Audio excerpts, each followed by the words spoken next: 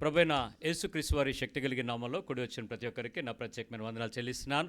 ఆశ్చర్యకరమైన దేవుడు మనల్ని ఎంతగానో ప్రేమిస్తూ ఆయన ఈ దినము మనతో మాట్లాడే ప్రతి విషయం కొరకు ఆసక్తిగా ఎదురు చూస్తూ ఉంటాడు. ఆయన మాట చెప్పడానికి ఎప్పుడూ కూడా నిరుత్సాహపడాడు, కానీ మాట వినిన మనము ఏ రీతిగా దానిని కొనసాగిస్తున్నాము అనే దాని మీద ప్రభు మన జీవితంలో పనిచేయడానికి ఎప్పుడు కూడా చాలా ఆసక్తిని కలిగి ఉంటాడు. మనం నేర్చుకుంటున్నటువంటి మాటను ఒకసారి జ్ఞాపకం చేసుకుందాం. మత్తయి సువార్త 22వ అధ్యాయంలో 1 నుంచి 14 వచనాల్లో ఉన్నటువంటి ఆ సంఘటన యొక్క అంతభాగాన్ని, ఆఖరి భాగాన్ని మనం ఈరోజు తెలుసుకోవటానికి, నేర్చుకోవటానికి ప్రభు సహాయం అడుగుదాం. యేసు వారికి ఉత్తరం ఇచ్చుచు తిరిగి ఉపమాన రీతిగా ఇట్లా అన్నాడు, పరలోక రాజ్యము తన కుమారునికి పెండ్లి విందు చేసిన ఒక రాజుని పోలి ఉన్నది. ఆ పెండ్లి విందుకు పిలువబడిన వారిని రప్పించుటకు అతడు తన దాసులను పంపినప్పుడు, ఇక విషయం మీకు అందరికీ తెలుసు, 3 సార్లు ఒక సెట్ ఆఫ్ పీపుల్ని ముందు పంపించినప్పుడు వాళ్ళు ఆయన్ని సరిగా యాక్సెప్ట్ చేయలేదు. మళ్ళీ రెండోసారి పంపించాడు, కొట్టేశారు, చంపేశారు, మళ్ళీ పంపించాడు. మీరు ఆ వాక్యాన్ని చాలా జాగ్రత్తగా చదువుతుండేటప్పుడు పెండ్లికి పిలిచాడా, పెండ్లి విందుకు పిలిచాడా? పెండ్లి విందుకు. పెండ్లికి ఎందుకు పిలవలేదు?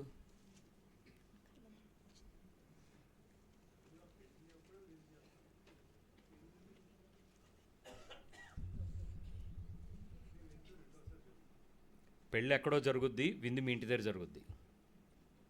అందుకే విందు పెట్టుకుని మనం పెళ్ళికి వెళ్తూ ఉంటాం కొన్ని సందర్భాల్లో. కానీ ఈయన వివాహానికి, పెండ్లి కుమారుని యొక్క వివాహానికి మాత్రమే విందు ఏర్పాటు చేసి వివాహ నిమిత్తమైనటువంటి విందుకి మనల్ని సిద్ధపరిచాడు. పెండ్లి కుమారుని యొక్క వివాహం ఎప్పుడు జరుగుద్ది అనేది ఎవరికీ తెలియదు, అందుకే దాన్ని బ్లాంక్గా ఉంచాడు. విందు మాత్రం ముందు జరుగుద్ది, రెడీగా ఉండండి అని పిలుచుకున్నాడు. ఎందుకంటే పెళ్లి కుమారుని యొక్క రాకడ ఎప్పుడో ఆయనకి తెలియదు. అలాగే మరొక ఉపమానం చెప్పేటప్పుడు, పెళ్లి కుమారుని ఉపమానం చెప్పేటప్పుడు దివిటీలలో నూనె సిద్ధపరచుకున్నాడు. పెళ్లి కుమారుడు ఎప్పుడు వస్తాడో తెలుసా? కానీ పెళ్లికి అంతా రెడీగానే ఉంటారు, కుమారుడు ఎప్పుడు వస్తాడో తెలియదు. కాబట్టి పెళ్లి కుమారుని యొక్క రాక వేరు, పెళ్లి విందు వేరు. సో పెళ్లి విందుకి వాళ్ళని పిలిచినప్పుడు దఫదఫాలుగా వారు చేసినటువంటి పనులు అందరూ కూడా నెపములు చెప్పారు అనేటువంటి విషయం గడిచిన వారంలో మనం విన్నాం.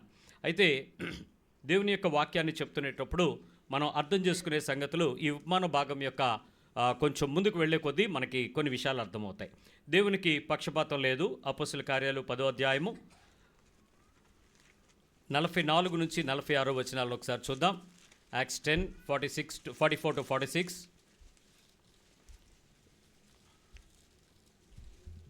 ఇదియుగాక దేవుడు సజీవులకును మృతులకును న్యాయాధిపతినిగా నియమించినవాడు ఈయనే అని ప్రజలకు ప్రకటించి, అపోస్తలులు 10:44 నుంచి పేతురు ఈ మాటలు ఇంకా చెప్పుచుండగా అతని బోధ విన్న వారందరి మీదకి పరిశుద్ధాత్మ దిగెను. సహజంగా దేవునికి నా ప్రజలు, నా కుటుంబము, నా వారు, నా జనము, నా వర్గము లేక ఆయన గోత్రము అనేటువంటి పదాలు క్రైస్తవ విషయాల్లో ఎక్కువగా వింటూ ఉంటాం. కానీ ఇక్కడ ఆ పదాన్ని మారుస్తూ పేతురు ఈ మాట చెప్పాడు.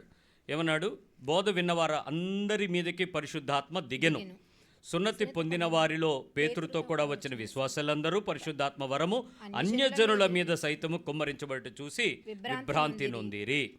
ఇక్కడ అన్యజనులు అనగా యేసు ప్రభువుని అంగీకరించిన వారు మాత్రమే కాకుండా అనేక మంది ప్రభువుని ఎరుగని వారు, అంగీకరించిన వారు, పేతురు మాటలు వినటానికి కొర్నేలి వారి ఇంటి వారు పిలువబడినటువంటి జనం అందరూ అక్కడికి వచ్చారు.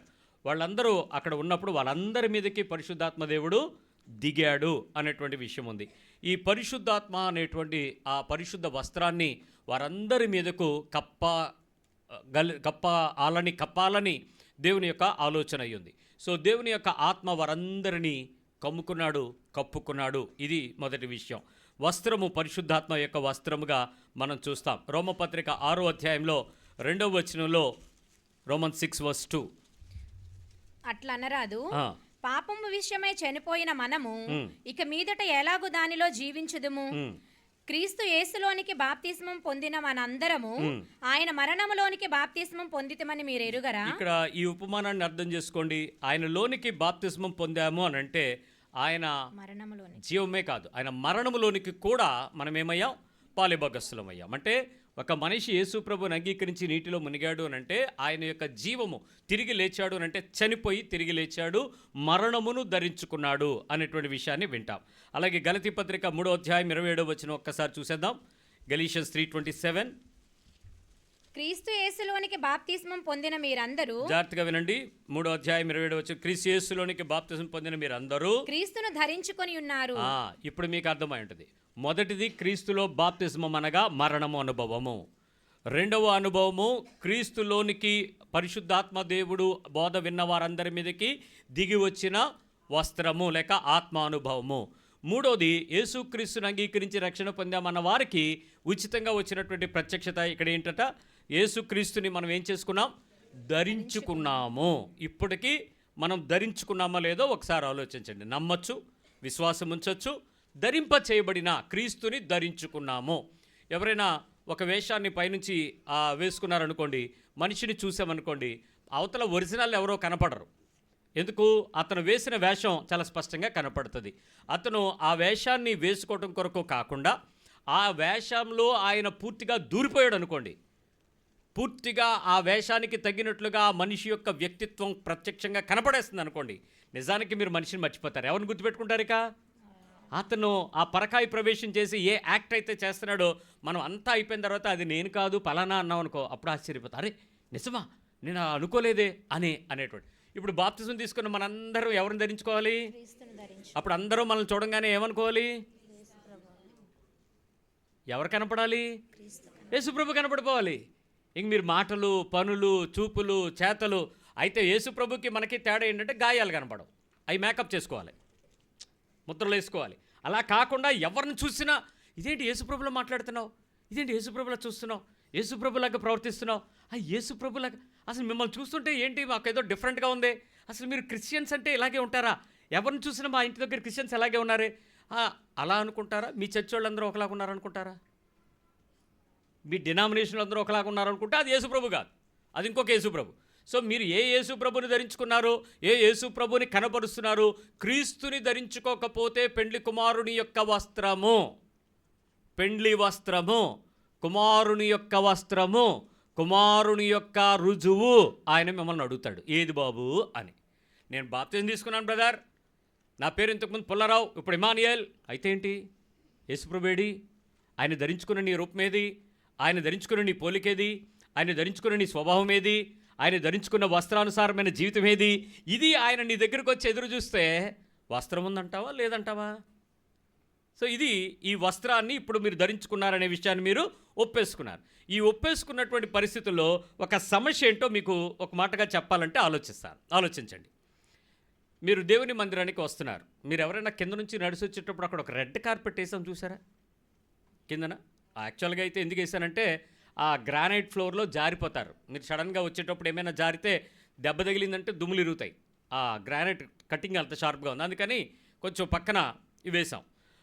చర్చికి ఎక్కడికైనా మీరు వెళ్ళాల్సి వచ్చినప్పుడు, దేవుని మందిరంలోనికి మీరు వెళ్ళాల్సి వచ్చినప్పుడు, ఇక్కడని కాదు ఎనీవేర్ ఎనీ ప్లేస్ వెళ్ళేటప్పుడు మీకు కొన్ని రకాల అనుభవాలు మీకు వస్తాయి. ఆ అనుభవం ముందు మీకు చెప్పి తర్వాత నేను మిమ్మల్ని పరీక్షలోకి తీసుకెళ్తాను. ఆ చర్చి మీకు తెలిసిన ప్లేస్ అయితే ఎలా నడుస్తారు ఒకసారి ఊహించుకోండి. ఆ పాస్ గారు మీకు తెలుసు, ఆ చర్చి మీకు పరిచయం, ఆ చర్చిలో విశ్వాసులందరూ మీకు తెలుసు. మీరు రెగ్యులర్గా వెళితే ఎలా వెళ్తారు? మీరు రెగ్యులర్గా ఆ చర్చ్ మెంబర్స్ ఎలా వెళ్తారు? ఆ నడక ఎలా ఉంటుందో చెప్పండి. అక్కడ ఎవడు మీకు తెలిసినా తెలియకపోయినా మీ ఫీలింగ్ ఏంటి చెప్పండి? ఇది అదే, ఇది మా ఇల్లే. కొంతమంది పార్వతీపురం వచ్చి అంటారు నిజంగా పుట్టింటికి వచ్చినట్టు ఉందమ్మా అంటూ ఉంటారు. ఈ పార్టీలు మారేవాళ్ళు కూడా అలాగే అంటూ ఉంటారు. ఏమని? సొంత ఇంటికి వచ్చాము, తెలుగుదేశం వాడు వైసీపీకి వెళ్ళి, వైసీపీ వాళ్ళు కాంగ్రెస్కి వెళ్ళి, అక్కడ వాళ్ళు ఇక్కడికి వచ్చి బీజేపీకి చేరి ఆఖరికి సొంత ఇంటికి వచ్చినట్టున్నామంటే ఇదే సొంత ఇంటికి. మా దగ్గర కొంతమంది చెప్తూ ఉంటారు సొంత ఇంటికి వచ్చినట్టు ఉందమ్మా అని. అంటే వెళ్ళిపోయేటప్పుడు చెప్తానమ్మా ఆ చీపురు కట్టలో 2 ఇచ్చే, అయ్యే మిగిలిపోయిన టమాటాలు 1 కేజీకి ఇచ్చే, అరటిపళ్ళు పాడిచ్చాయి. మరి సొంత ఇంటికి వచ్చినప్పుడు ఏదో ఒకటి పట్టుకెళ్ళాలి కదా, అందుకని ఏదో ఒకటి ఇచ్చి పంపించమని చెప్తూ ఉంటారు మా అమ్మకి. సొంత ఇల్లు అనే ఫీలింగ్. ఆ ఇంట్లోకి మీరు నడిచి వచ్చేటప్పుడు మీరు ఎలా నడుస్తారు? ఆ మందిరంలోకి వచ్చేటప్పుడు చూడండి. మీకు తెలియని వాళ్ళు అక్కడ ఎవరైనా ఉంటే నువ్వు కొత్త ఏమో కానీ నేను కొత్త కాదురా అని లుక్ ఇచ్చి వస్తారు చూడ. ఆ హ్యాపీనెస్ ఎలా ఉంటుంది? Very good. వచ్చే నడక గంభీరంగా, హుందాగా, గొప్పగా, టీవీగా, దర్జాగా, దర్పంగా, మందిరంలోకి వచ్చిన వెంటనే పాస్ గారిని పరిచయం చేసేటప్పుడు కన్నులు ఎగరేసి, ఏయ్ నేను వచ్చాను అన్నా, బాగున్నారన్నా, ఆ సిస్టర్ ఎలా ఉన్నారు, బాగున్నారా అనే ఆ కలుపుగోలుతనం, ఆ హ్యాపీనెస్, ఆ ప్లెజరు, అది ఎంత సంతోషంగా ఉంటుంది. కొత్తగా వచ్చినోడు ఎలా ఉంటాడు? కొంచెం భయంగా బెరుగ్గా, ఏంటో బాబు ఎక్కడ కూర్చోవాలో ఏంటో ఏం చేయాలా, అలాగా అందరినీ తెలిసిన వాళ్ళు ఎవరైనా కనపడతారా, ఎవరైనా ఏమైనా అనుకుంటారా, ఇది ఒక బాధ. ఈ రకరకాల మిక్సర్తో అక్కడికి వస్తుంటాం. ఇప్పుడు ఆయన పిలిచాడు, బాబు మీరు వెళ్ళండి, మీరు రండి, మీరు ఆ ప్రదేశంలో చేరండి అని పిలిచాడు. వచ్చేసారు, విందుకు వచ్చేసారు, లోపలికి వచ్చేసారు, చాలా ఆహ్వానానికి సంతోషంగా వచ్చేసారు, చక్కగా కూర్చున్నారు. మీరు భోజనం చేయడానికి ఏర్పాట్లు చేయబడ్డాయి, వాసనలు వచ్చేస్తున్నాయి, నిన్ను పిలుస్తారు నెక్స్ట్ వరుస కూర్చో, నువ్వు వరుసలో కూర్చో అని. ఆ కురువు పిలవడానికి వచ్చేటప్పుడు రాజుగారు వచ్చి అడుగుతున్నాడు, నీ వస్త్రం ఏదని. అక్కడ వరకు వచ్చిన తర్వాత జనరల్గా మనల్ని ఎవడో ఏమీ తోసాడు, లాగాడు. ఎంత జ్ఞానం కలిగినోడైనా మర్యాద కట్టసికైనా తిండి లేకుండా మీరు రాలేదు కదా, బతిలాడితేనే కదా వచ్చారు. అందులో మీరు ఏమైనా రాజవీధిలో నుంచి వచ్చారా, డొంకల్లో నుంచి వచ్చారు? నేను చెప్పలేదు ఆ మాట, ఆయనే చెప్పాడు. రాజవీధుల్లో ఉన్న వాళ్ళు పిలిస్తే వాళ్ళందరూ ఏం చేశారు? రాకపోగా కొట్టి చంపారు. అందుకని ఎవరిని పిలిచాడు? తొప్పల్లోనూ డొంకల్లోనూ వీధి మూలల్లోనూ ఉన్న వాళ్ళని పిలిచాడు. చేరిన వాళ్ళు మనమే, అసలైన వాళ్ళు రాలా. సో చేరిన తర్వాత మనకి ఆఫ్టర్ ఆల్ తిండికి దిక్కలేదు కాబట్టి ఏదో ఒకటి పెడతాడులే అనుకున్నాం. తీరా పెట్టకపోగా తాడు తెచ్చి కట్టేయండి అన్నాడు. కట్టేసి తీసుకెళ్ళి బయట వేసేయండి అన్నాడు. ఇప్పుడు ఆలోచించండి. ఇప్పుడు నేను చెప్పే విషయాలు మీరు ఏమైనా అభ్యంతరం కలిగించవచ్చు, కలగనివ్వండి. తర్వాత మీరు సాదాగా కూర్చుని ఆలోచించండి. ఒకవేళ ఆ వస్త్రం ఎక్కడ మిస్ అయింది అనేటువంటి విషయం మనం పరిశీలించుకుంటే, ముందు నేను చెప్పినట్లు ప్రతి ఒక్కరు క్రీస్తుని ధరించుకున్నామని తెలిసి సంఘంలో చేరాం, రెడ్ కార్పెట్ మీద నడిచి వచ్చాం, ధైర్యంగా వచ్చాం. దేవుడు తప్ప నాకు ఏమి అనే పరిస్థితిలో వచ్చాం. నేను క్రైస్తవుని అనేటువంటి మంచి నిరీక్షణతో వచ్చాం. మంచి ధైర్యం కూడా మనకు కలిగి ఉంది. ఇప్పుడు క్రైస్తవులుగా పిలువబడుతూ, క్రైస్తవులుగా చలామణి అవుతూ, ప్రజల మధ్య క్రైస్తవులు అనుకుంటున్న మనము నెంబర్ 1, సరి అయిన పిలుపుతో మంచి సిద్ధపాటుతోనే దేవుని యొక్క సన్నిధిలో ఉంటున్నామా? సరి అయిన పిలుపుతో, సరి అయిన సిద్ధపాటుతో, మంచి సిద్ధపాటుతో దేవుని సన్నిధిలోనికి వచ్చేటప్పుడు నుంచి వెళ్ళేంత వరకు జాగ్రత్తగానే ఉంటున్నారా? First question. సరి అయిన సిద్ధపాటుతోనే, సరి అయిన పిలుపును పట్టుకుని, నేను లోపలికి వచ్చాను, నన్ను కాళ్ళు కట్టేయడు, నన్ను బయటకు తోసేయడు, నేను స్థిరంగా ఉంటానని ఎంతమంది చెప్పగలరు ఇక్కడ? నేను దేవుని మందిరంలోకి వచ్చేటప్పటి నుంచి, రక్షణ పొందినప్పటి నుంచి, బాప్తిజం పొందినప్పటి నుంచి, ప్రభు బలలో చేపెట్టిన దగ్గర నుంచి, మందిరావరణంలో నా జీవితాన్ని నిలబెట్టుకుంటున్న రోజు నుంచి ఈ రోజు వరకు దేవుడు నన్ను పిలిచి నన్ను చెక్ చేస్తే, ఆయన విందులో నన్ను చెక్ చేస్తే, నన్ను కాళ్ళు కట్టి బయటపడేయండి అని చీకట్లో పడేయమని అనడు. నేను అంత పర్ఫెక్ట్గా నా వస్త్రాన్ని కాపాడుకుంటున్నానని చెప్పగలిగిన నిజమైన విందు ఆహ్వానం పట్టుకొచ్చినోడు నాడా? నీ తప్పేంటి నేను అడగను, ఇది నీ తప్పేమో చూసుకోని నేను చెప్పను. కానీ నీకు ఆ ధైర్యం లేదు అని అంటే ఖచ్చితంగా నీ మీద వస్త్రం లేదు. ఎందుకు లేదు నీకు ఆ ధైర్యం? తప్పు ఎవరిది? సేవకుడిదా, బైబిల్దా, లేక నీ ఇష్టానుసారము జీవించడానికి మారు మనసును బోధించలేని సంఘానిదా, ఆ హెచ్చరిక చేయలేని నాయకుడా, కాపర్యా, లేక నీకు ధీమా ఉందా? నీ ధీమా నీకుందా? పర్వాలేదా? ఏమీ అవ్వదా? నిన్ను పరీక్షించడం అనుకున్నావా? నిన్ను ప్రశ్నించడం అనుకున్నావా? నీ పరిచయం పర్వాలేదులే, నా స్నేహితుడు మిత్రుడిని ముద్దు పెట్టుకుని వెళ్ళిపోతాడు అనుకున్నావా? ఆయన పిలిచినప్పుడు ఏమని పిలిచాడో చూసావా అక్కడ? స్నేహితుడా. సో ఖచ్చితంగా ఫ్రెండ్ అనే మాట విషయం వచ్చినప్పుడు మనకు ఎంత ఆబ్లిగేషన్ ఉంటుంది. నేను మొన్న సెమినార్ పెట్టినప్పుడు ఒక బ్రదర్ అడిగాడు, అన్నా నేను పేరు ఇవ్వలేదు కానీ నేను రావచ్చా అని అడిగాడు. తప్పకుండా రా, నువ్వు ముందు పేరు మాత్రం రిజిస్టర్ చేయి, తర్వాత నువ్వు రావాలో వద్దో నేను చెప్తాను, నువ్వు ముందు పంపాక నాకు పంపించానని చెప్పాను. పంపించాడు. అప్పుడు మళ్ళీ నాకు ఫోన్ చేశాను, నేను పంపించాను అన్న. సరే రండి, పర్వాలేదు రండి. ఇంకొక 10 నిమిషాలు ఉందనగా మళ్ళీ ఇంకొక బ్రదరు ఫోన్ చేసి మా అమ్మాయిని పంపిస్తున్నాను బ్రదర్ అన్నాడు. మరి ఇప్పుడు చెప్తే ఎలా నాన్న అన్నాను. అంటే కండక్ట్ చేసేది మనమే కదన్నా, అందుకని ఆ టైంకి అవ్వుద్దో లేదో అనుకున్నాను, ప్లీజ్ కన్సిడర్ చేయండి అని 2 సార్లు అన్నాడు. సరే ప్రొసీడ్ అన్నాను, రమ్మన్నాను. ఇప్పుడు నాకు ప్రియమైన వారుగా మీరు నన్ను కన్సిడర్ చేయమంటే నేను కన్సిడర్ చేశాను. ఇప్పుడు రాజు దగ్గరికి వెళ్ళి కన్సిడర్ చేయమని అడగండి, అడుగుతారా? ఈ ఒక్కసారికి వదిలే ఏమనుకోవద్దు, పర్లేదు నన్ను తోసే, నన్ను దాటిపో, నన్ను ఏమనుకో, వస్త్రం లేకపోయినా పర్లేదు ఏమనుకోకు, మన ఇద్దరం తెలుసు కదా, ఫ్రెండ్సే కదా, మనం ఫేస్బుక్ ఫ్రెండ్సే కదా అంటే ఊరుకుంటాడు ఆయన? ఊరుకోడు. ఖచ్చితంగా నీ విషయంలో స్నేహితుడా అని పిలిచినట్టే అంతే మర్యాదగా తాడుతో గట్టి ఈయన తీసుకెళ్ళి బయటపడేయండి అని చెప్తాడని నీకు అర్థమైంది. సో ఇప్పుడు నీ అంతరంగంలో ఏ పరిస్థితుల్లో సరైన పిలుపుతో మంచి సిద్ధపాటుతో లేవు అనే విషయం ఎవ్వడూ చెప్పక్కర్లేదు, నీకే తెలుసు. నీ భక్తి, నీ వేషం నేను రక్షించలేదు, ఆ విషయం గుర్తుపెట్టుకో. రెండో విషయంకి వస్తున్నాను. మీటింగులు, సభలు, కార్యక్రమాలు, ఆరాధనలు మొదలుగా అనేక ఆత్మీయ కార్యక్రమాలతో మనం ఏమైనా బిజీగా ఉండి పిలుపును నిర్లక్ష్యపెడుతున్నామేమో చూసుకుందాం. We are busy. అన్ని స్పిరిచువల్ కార్యక్రమాలే, అన్నీ ఆత్మీయమైనవే, అన్నీ చాలా ప్రాముఖ్యమైనవే. సేవకునితో పాటు, సంఘంతో పాటు సమాజంగా కూడుకొని అందరూ బాధ్యత వహించి అందరూ కూడా దానిలో చేపెడితే తప్ప కార్యక్రమం నిర్వహణ జరగదు. ఆ కార్యక్రమం అద్భుతంగా జరగదు. ఆ మీటింగులు బ్రహ్మాండంగా జరగవు. ఆధ్యాత్మిక కార్యక్రమాలలో సభలు, ఆరాధనలు, మీటింగులు ఇవన్నీ పెట్టి ఆధ్యాత్మికమైన చింతలో మనం నిలబడుతూ అసలు పిలుపును మనం నిర్లక్ష్యం చేస్తున్నామేమో జ్ఞాపకం చేసుకోండి. విచిత్రం ఏంటో తెలుసా? అన్ని చర్చిల్ని పిలిచి మీటింగ్లు పెడుతున్నారు. అన్యజనులు ఎవడు రావట్లేదు. వీళ్ళ చర్చలు, వాళ్ళ చర్చలు, వాళ్ళ చర్చలు, వీళ్ళ చర్చలు. మేము మీటింగ్ పెడితే మీ చర్చ రావాలి, మీరు మీటింగ్ పెడితే మా చర్చ వెళ్ళాలి. ఈ మధ్య నన్ను పిలవడం మానేశారు చర్చల వాళ్ళు. ఎందుకంటే వీడు రాడు, వీళ్ళ మీటింగ్, వీళ్ళ జనాలు మన దగ్గరికి తయారు, ఆడు మీటింగ్ పెట్టడు. ఆడు పెట్టినప్పుడు మనం కూడా పంపించొద్దు పిల్లల్ని. అదే వాళ్ళు మానేశారు.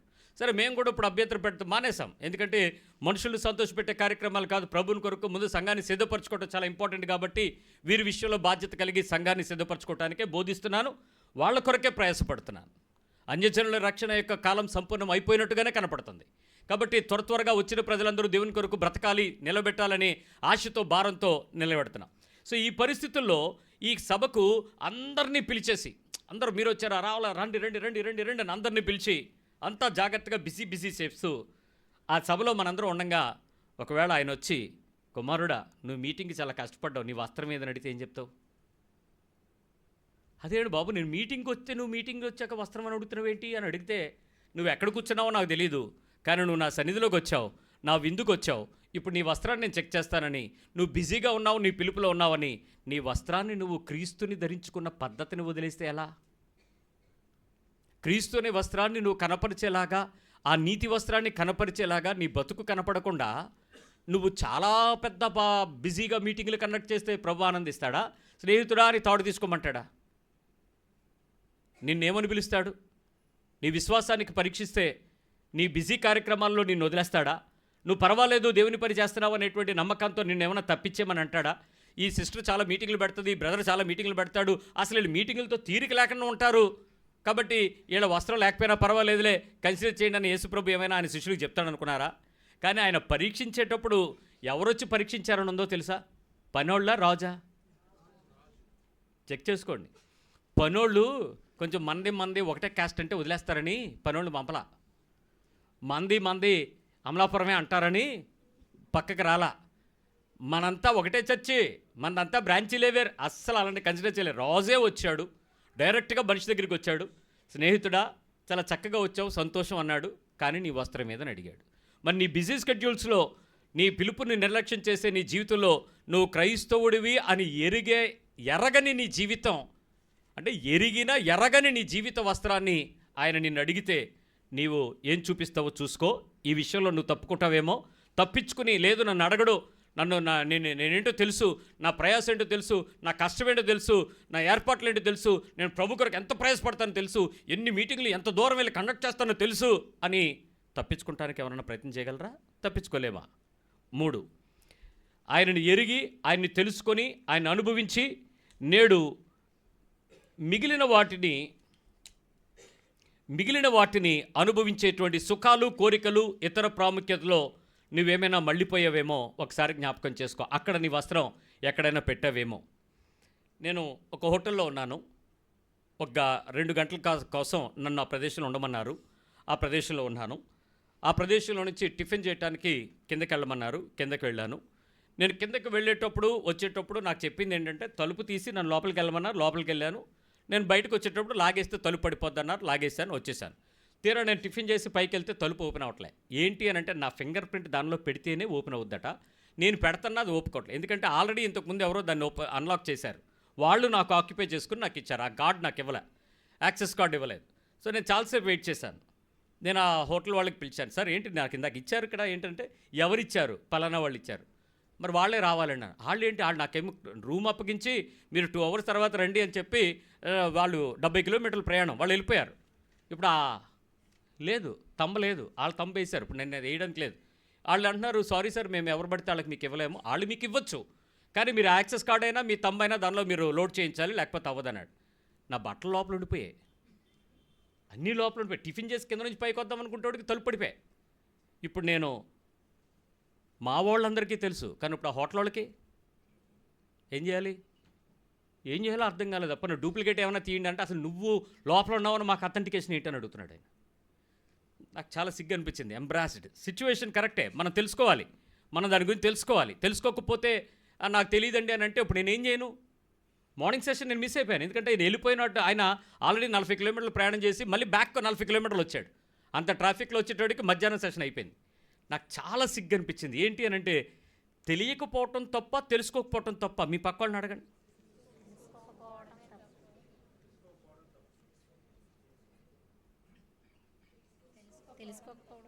నీకు అవసరం ఏంటి? నాలంటోడికి అవసరం ఏంటి? ఎవరో వస్తారు, వాళ్ళు తలుపు తీస్తారు, అన్న మీరు ఉండండి అంటారు, ఉంటాం. అన్న మీరు రండి అంటే తీసుకెళ్తారు, ఎక్కడంటే ఎక్కుతాం, డోర్ వేస్తారు, తీసుకెళ్తారు. నాకు అవసరం ఏంటి? ఇప్పుడు తెలుసుకోవాల్సిన అవసరం నాకు కూడా ఉందా లేదా? ఇలాంటి పరిస్థితులు వస్తాయని తెలుసా లేదా? రాజకుటుంబంలోనికి చేరిపోయినంత మాత్రంలో నీకు ఆ రూల్ తెలియదంటే ఒప్పుకోడు. మందిరంలోకి చేరిపోయినంత మాత్రంలో, సేవకుడితో సంబంధం కలిగి ఉన్నంత మాత్రంలో, సహితుడా నీ వస్త్రం ఏది అని అంటే, నాకు తెలియదండి, అది ఎక్కడుంటుందండి, పర్వాలేదండి, మడతపెట్టి ఎక్కడో పెట్టాను, ఉంటుందిలేండి తర్వాత చూసుకుందామంటే కుదరదు. అందుకే ఆ మాట నువ్వు ఎరిగి తెలుసుకొని అనుభవించి మిగిలిన వాటికి అనుభవించేటువంటి చాలా సుఖాలకు, చాలా కోరికలకు, ఇతర ప్రాముఖ్యతలకు నువ్వు మళ్ళీపోయి ఉంటావు. అందుకు నీకు వస్త్రం తాలూకా ప్రాముఖ్యత కన్నా నీకు ఆ సంబంధం కలిగించే విషయాలకు నువ్వు చాలా ఆసక్తిగా కలిగినావు. కానీ దేవుడు నిన్ను తప్పించడు, నిన్ను ప్రశ్నిస్తాడు, నీ దగ్గరకు వస్తాడు, నిన్ను ఖచ్చితంగా నీ దగ్గర ఆ కార్డు చెక్ చేస్తాడు, ఆ క్లాత్ చెక్ చేస్తాడు. జాగ్రత్త. నెంబర్ 4, బాహ్యమైన ఫలింపు కొరకు, ఆత్మీయమైన కాదు, శారీరకమైన ఫలింపు కొరకు విపరీతమైన ప్రయాస, ప్రార్థన, ఆసక్తి, ప్రయత్నాలు, అంతరంగంలో ఫలింపు లేదు. బాహ్యమైన ఫలింపుకు చాలా ప్రయాసాలు ఉన్నాయి, అంతరంగ ఫలింపు లేదు. అంతరంగ ఫలింపు అంటే ఆయన అంటాడు, విశ్వాసము, నీతి, న్యాయము, పరిశుద్ధత. ఈ 4 అంతరంగ పరిశుద్ధతలు. అంతరంగంలో ప్రభు కోరుకునేవి ఆయన పరిశుద్ధత, ముఖ్యమైనది విశ్వాసము, నీతి, న్యాయము, పరిశుద్ధత. ఈ 4 చాలా ప్రాముఖ్యమైనవి. బయటికి నువ్వు ఎంత ఫలింపులో ఉన్నావు అనే దానికన్నా నీ లోపల ఈ రకమైన ఫలాలతో నీ ఆత్మీయ జీవితం ఎంతగా వృద్ధి చెందుతుందన్నది విలువైనటువంటి విషయాలు. ఈ బాహ్య ఫలింపుకు నువ్వు చేసే ప్రార్థనలు, ఆసక్తి, ప్రయత్నాలు అంతరంగంలో ఫలించకుండా ఉంటే ఆత్మీయ జీవితం చెక్ చేసినప్పుడు నష్టపోతావు. ఎందుకంటే ఆయన బయటకు వచ్చి చూసేటప్పుడు అందరూ చక్కగా కూర్చున్నారు. సహజంగా అన్ని వేల మంది ఒకేసారి ఒకేలాంటి వస్త్రంతో కప్పుకుని ఉండేటప్పుడు మధ్యలో ఒకరికి లేకపోయినా పెద్దగా కనపడదు, కవర్ అయిపోతాయి జనరల్గా. మీరు ఎప్పుడైనా గమనించారా? నిలబడి పాటలు పాడేవాళ్ళు క్వైర్ టీం ఉంటారు చాలామంది, అందరూ ఒకే రకమైనటువంటి యూనిఫామ్ కట్టుకుంటారు. మధ్యలో ఒకళ్ళ తల జారిపోయినంత మాత్రం, తల మీద ఉన్నటువంటి స్కార్ఫ్ జారిపోయినంత పెద్ద సీరియస్గా మనం కూడా పట్టించుకోం. ఎందుకంటే అది కన్సిడర్డ్గా అనిపించదు. పలానా పర్టికులర్ వ్యక్తికి తల మీద గుడ్డ లేదు కాబట్టి ఆవిడ స్టేజ్ దింపండి అనే నాలాంటి కఠినమైన ఆవిడ ఉండడు. అది పెద్ద సీరియస్గా అనిపించదు. సో అందరూ ఒకేలాగా కనపడతాం. కానీ ఆయన ఎవరి దగ్గర లేదు వాళ్ళ దగ్గరికే వచ్చి వాళ్ళనే ప్రేమించి పిలుస్తూ ఉంటే బహుశా అందరూ ఏమనుకుంటారో తెలుసా? నేను ఆయన పిలిచి శిక్షించే ముందు నేను ఒకసారి ఇమాజినేషన్ నాకు ఎలా అనిపించిందంటే, జస్ట్ ఒకసారి ఆలోచించండి. ఇప్పుడు ఈ ప్లేస్లో మీరు అందరూ నాకు పరిచయమే. ఆలివ్ అన్న విషయం నా గురించి మీకు తెలుసు. మీలో ఒక 85% వరకు మీ పేర్లు కూడా నాకు తెలుసు, కొత్తగా వచ్చినోడు తప్ప తెలుసు. పలానా అంటే నేను రికగ్నైజ్ చేయగలను, వాళ్ళ ఇల్లు అక్కడ పలానా ఏరియాలో నుంచి వస్తారని కొంతవరకు బాహ్యంగా చెప్పగలను. ఇప్పుడు నేను డైరెక్ట్గా ఒక పర్సన్ దగ్గరికి వచ్చాను అనుకోండి, మీరు ఎంత సంతోషిస్తారు? అన్న నన్ను టచ్ చేశాడు, నా దగ్గరికి వచ్చాడు, నన్ను పిలుస్తున్నాడు, నాతో మాట్లాడుతున్నాడు అని సంబరం కదా. ఆయన దగ్గరికి వెళ్ళేటప్పుడు అందరూ కూడా ఏమంటారు, ఏంటి మమ్మల్ని ఎవరిని పలకరించకుండా నవ్వుతూ అక్కడికి వెళ్ళిపోయాడు, ఎవరైనా ఆయనకు బాగా తెలిసేమో, ఆయన చాలా ఇంపార్టెంట్ ఏమో, వీళ్ళిద్దరికీ పాత పరిచయమో, లేకపోతే పక్క దేశపు రాజేమో, లేకపోతే రాజకుమారుడేమో, ఇంకో దేశం నుంచి వచ్చినటువంటి సైన్యాధ్యక్షుడేమో, ఈయన చాలా జాగ్రత్తగా పలకరిస్తున్నాడు అని అనుకుంటారు కదా. తీరా ఆయన అక్కడికి వెళ్ళి లేపి ఆయన భుజం మీద చేసి వస్త్రం మీదని అడిగాడు. ఆ పులకరింపుతో కాదు, ప్రశ్నతో ముగిసింది. ఈరోజు మన జీవితంలో అనేక విషయాలలో బాహ్య ఫలింపు కలిగి ఉన్న మన ప్రార్థనా విశ్వాస సహిత జీవితాలు అంతరంగంలో లోతైన ఆత్మీయతను కలిగి ఉండకపోతే నీ దగ్గరకు వచ్చేటట్టుగానే కనపడతాడు, నీ మీద అభిషేకంతో పరిశుద్ధాత్మను నింపుతాడు, నీవు బాప్తిస్మం తీసుకొని నీతి వస్త్రాన్ని కప్పుకొని ఉంటావు. కానీ ఆయన వెతికే క్రీస్తు నీలో కనపడకపోతే, ఆ క్రీస్తుని ధరించుకున్న వస్త్రం నువ్వు కనపడకపోతే, నో డౌట్ నువ్వు పరిశుద్ధాత్మతో గంతులు వేయి, భాషలు మాట్లాడు, కలలుగాను, దర్శనాలు చూడు, ప్రవచనాలు చెప్పు, స్వస్థతలు ఇవ్వు, అనేక దయ్యాలు నిన్ను చూస్తే వెళ్ళగొట్టు, నీ దగ్గర క్రీస్తు అనే వస్త్రం కనపడకపోతే ఖచ్చితంగా you will be out, no doubt. Number 5, ఆహ్వానం ఉంది. ఆహ్వానం పేరుకు లోపలికి వెళ్ళిపోయాం. మన సాక్ష్యం బాగుంది, మన పదవులు బాగున్నాయి, మన పేరు బాగుంది, మన పోస్టర్స్ చక్కగా కనపడుతున్నాయి, జనాదరణ చాలా బాగుంది, అందరూ కప్పే శాలువాలు బాగున్నాయి, అందరూ వేసే దండలు బాగున్నాయి, అందరూ ఇచ్చే బొకేలు బాగున్నాయి, అందరూ ఇచ్చే పొగడ్తలు బాగున్నాయి. కానీ ఆయన నీ దగ్గరికి వచ్చి చెవులో ఒకటే అడుగుతాడు, నా వస్త్రం ఏది? అప్పటికే నేను పేరు పడిపోయా, అప్పటికే నేను పబ్లిక్ ఫిగర్ని, అప్పటికే నా దగ్గరికి మనుషులు రాకుండా బాడీ గార్డులు ఏర్పడ్డారు, అప్పుడే నా ఫెన్స్ అంతా వేరైపోయింది, నా లోకం మారిపోయింది, నా ఆత్మీయత మారిపోయింది. ఖరీదు లేక ధనవంతుడు లేక రిచెస్ట్ లేక స్పిరిచువల్లీ ఐమోస్ట్ అనేటువంటి గొప్ప పేర్లు, బిరుదులు నాకు వచ్చేసాయి. ఇవన్నీ వచ్చేసినంత మాత్రంలో నా ఆత్మీయ జీవితంలో నేను చాలామందికి అందని వ్యక్తిగా, ఆత్మీయతగా, ఉన్నతమైన స్థితిలో కనపడుతున్నా. ప్రభు నా దగ్గరికి వచ్చి అడిగేది మాత్రం ఒకటే, ఏది? భయ్యా, నా కుమారుని వస్త్రం నీ మీద కనపట్లేదు, ఏది? అదేంటి, నీ నామమున అద్భుతాలు చేయలేదా, ఆశ్చర్యాలు ప్రకటించలేదా, స్వస్థతలు రాలేదా, విడుదలలు రాలేదా, నేను మాట్లాడితే ఎంతమంది మారు మనసు పొందారో తెలుసా? అవన్నీ ఓకే, అవన్నీ ఓకే. నీ మీద నా వస్త్రం కనపట్లేదేటి? ఏం చెప్తాం? అరే నేను ఎన్ని మీటింగ్లు కండక్ట్ చేస్తాను ఆంధ్రప్రదేశ్లో, ఎక్కడైనా నేను ఎక్కడికైనా వెళ్తే నాకు అసలు ఆ ర్యాప్ ఏంటనుకున్నా, అసలు నేను ఈ మధ్య పబ్లిక్గా నేను ప్రయాణం చేయలేక హెలికాప్టర్ కొందాం అనుకుంటున్నాను. కరెక్టే, నువ్వు పబ్లిక్లో వెళ్ళలేవు, ఎందుకంటే మనుషులు నేను అందుకోలేనంత గొప్పోడు అయిపోయావు. నేనేం ప్రజల్లో తిరిగాను, నువ్వేం ప్రజలకు అందకుండా తిరుగుతున్నావు, ఆత్మీయతలో గొప్పోడు అయిపోయావు. కానీ నేను ఎదురు చూసిన క్రీస్తుని ధరించుకున్న వస్త్రం ఏది సహోదరుడా, స్నేహితుడా? ఏం సమాధానం చెప్తావు? నెంబర్ 7 6 అనేకులు గొప్ప వేడుకలో ఉండగా, అందరూ గొప్ప వేడుకలో ఉండగా, అందరూ భోజనాలు హడావుడి, ఒక్కొక్కడు చెప్తున్నాడు, భయ్యా బీఫ్ బిర్యానీ ఉంది భయ్యా, అసలు మొక్క తింటుంటే ఎంత లౌజీగా ఉందంటే, కరెక్ట్ మసాలా, స్పైసీ, చాలా పర్ఫెక్ట్గా, అసలు చికెన్ రోస్ట్ ఉందండి, మీరు అసలు ఆశ్చర్యపోతారండి. వీళ్ళందరూ మనందరం అంతా వాసన, ఇది తిన్నావా, ఇది చేసేసావా, ఆ కబాబ్ తిన్నావా, అసలు వెజ్ ఎవడు తినమన్నాడు, అసలు ఎన్నున్నాయి ఇక్కడ నాన్ వెజ్, అసలు ఆ ల్యాంబ్ తిన్నావా, అసలు ఆ రోస్ట్ ఎంత బాగుందో తెలుసా, ఎంతమంది డిస్కస్ చేస్తుంటే ఒకడు అరుస్తున్నాడు బయట. లోపలేమో తిండి గురించి డిస్కషన్లు, ప్లేట్లు గలగలలు, ఫోర్కులు సౌండ్లు, టిక్కు టక్కు టక్కు టిక్కు, మనుషులు పరిగెడతారు, అంటే తెచ్చేస్తున్నాను సార్ ఇట్. ఒక పక్క విందు భోజనం, ఒకవైపు వేదనకరమైన అరుపు. వాడి వేదనకు నీ బాధ్యత ఏంటి? లోపల విందు జరుగుతుంది, అందరూ ఆనందిస్తున్నారు, క్రొవ్విన దూడలు వధించాయి, విపరీతమైన మంచి ర్యామ్స్ అంటే పొట్టేళ్ళు మాంసం ఉంది, రకరకాల విందుకు ఎదురుగా కనపడుతుంది. బయట ఒకడు ఏడుస్తున్నాడు, బయట ఒకడు అరుస్తున్నాడు, వాడి కాళ్ళు చేతులు కట్టివేయబడ్డాయి, వాడు చీకట్లో ఉన్నాడు, నువ్వు లోపల విందులో ఉన్నావు. నువ్వు విందులో ఉండగా ఆ వేదనకరమైనటువంటి ఆ స్వరానికి బాధ్యుడు ఎవడు? నువ్వే తీసుకొచ్చుంటావు. వాడు ఎక్కడికో వెళ్ళాడు అనుకుంటున్నావేమో, రాజు ఒంటి మీద చేసి బయటికి తీసుకెళ్తూ ఉంటే, అధికారులుగా ఆ సైనికులు వచ్చి ఆయన్ని పక్కన ఎస్కాట్ చేసి తీసుకెళ్తూ ఉంటే, ఏంటి నా ఫ్రెండే ఈయనేంటి ఎంత గొప్పగా తీసుకెళ్తున్నారా నువ్వు అనుకుంటున్నావేమో. బహుశా వాడు అలా మారడానికి కారణం, వాడు చెప్పే ఉంటాడు ఏదో ఒకటి స్నేహితుడిగా నీతో, అన్న నాకు ఈ మధ్య కొంచెం అలా అనిపిస్తున్నాడు, ఏమవుదో వచ్చేరా అని తీసుకొచ్చి ఉంటావు, పర్వాలేదురా అని ఉంటావు. లేకపోతే నీ రక్షణ నువ్వు కాపాడుకుంటూ మరొకటి రక్షణ చెడగొట్టడానికి కూడా కారణమై ఉంటావు. ఇదొక ఆత్మీయ ప్రమాదం.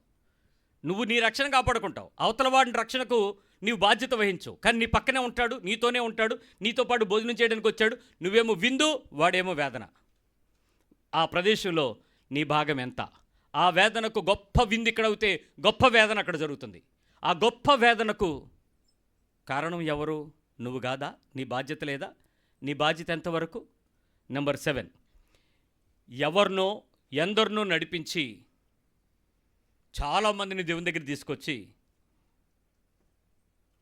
నీ వస్త్రం ఎక్కడైనా మడతపెట్టి మర్చిపోయేవేమో. నిన్న ఒక కుటుంబాన్ని కౌన్సిల్ చేస్తుంటే ఆ భర్త చెప్పిన మాటలు విన్నప్పుడు నాకు అర్థమైంది. ఆమె భక్తి, ఆమె విశ్వాసం, ఆమె ప్రార్థనా జీవితం, ఆమె నిరీక్షణ, ఆమె మాటలు, ఆమె పాటలు, ఆమె ఆరాధన, ఆమె బైబిల్ స్టడీ ఎంత తీవ్రంగా, ఎంత ఆసక్తిగా, ఎంత ప్రయాసపడుతుందంటే, అసలు ప్రభు కొరకు అలాంటి ప్రయాసపడేటువంటి స్త్రీలు ఉంటే, నేను నిజంగా బైబిల్లో చూస్తే నాకు 2 భార్యాభర్తలు కనపడ్డారు. నూతన నిబంధనలో అనేకులను ప్రభువులో నిలబెట్టిన భార్యాభర్తలు 2, అకుల, ప్రిస్సిల్లా. నాకు ఆవిడని చూస్తే ప్రిస్సిల్లా అనే పేరు పెట్టాలనిపించింది. అంత ప్రయాస అయిపోయింది. ఆ భర్త అన్నీ మాట్లాడేశాడు, అన్నీ చెప్పేశాడు. ఆవిడ చాలా మౌనంగా, అసలు ఆయన మాట్లాడుతున్నంతసేపు ఆయన నా తల అండి, మాటలు ఆయనే వస్తుందండి, నాది బాడీ అండి, లోబడుతుందండి అన్నట్టే ఉంది.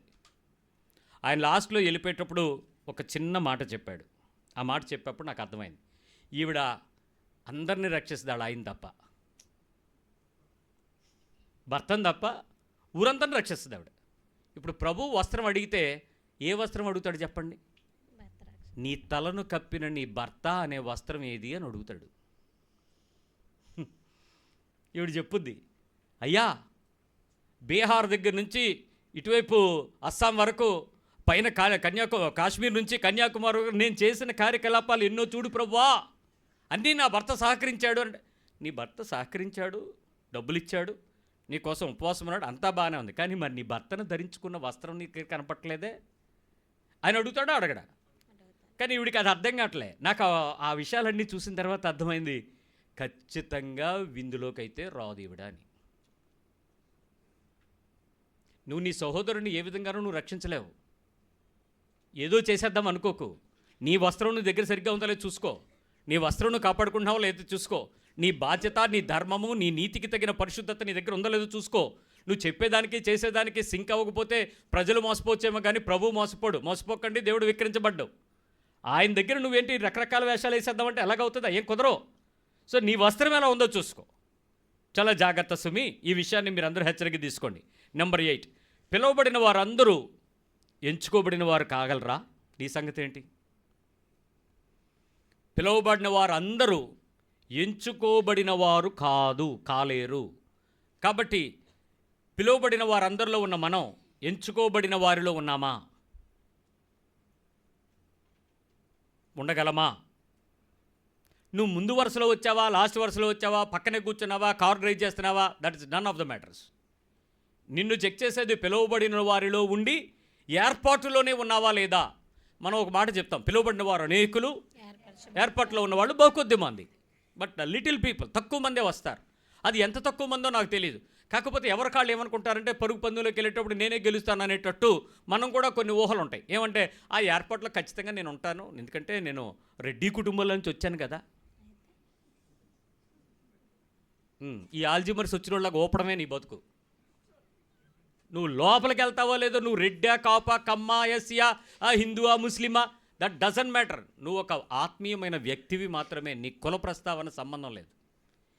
నువ్వు చెప్పుకునే నీ గొప్పతనం గురించి నువ్వు చెప్పుకో, కానీ ఆ చెప్పుకున్న దానికి తగినంత ప్రతిఫలాన్ని ప్రభు నీకు ఇవ్వాలని ఆయన ఏమాత్రం కూడా ఆశించడు. జ్ఞాపకం చేసుకో. పిలువబడిన వారందరూ ఎంచుకోబడిన వారు కారు. నీ సంగతి ఏంటి? నెంబర్ 9. ఈ ప్రశ్న చాలా గమ్మత్తుగా అనిపించింది, జాగ్రత్తగా వినండి. ఒకవేళ, ఇఫ్ అనే కండిషన్ చెప్తున్నాను. నీకు పిలుపు ఉంది. 14వ అధ్యాయం లోకాసువార్త 24వ వచనం తీయండి, 14:24.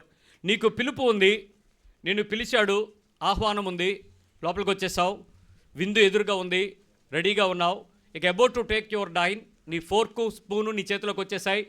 ఇంకా 14:24, 14:24. ఏలయనగా పిలువబడిన ఆ మనుషులలో ఒక్కడు కూడా నా విందు రుచి చూడడని మీతో చెప్పుచున్నాను అనెను.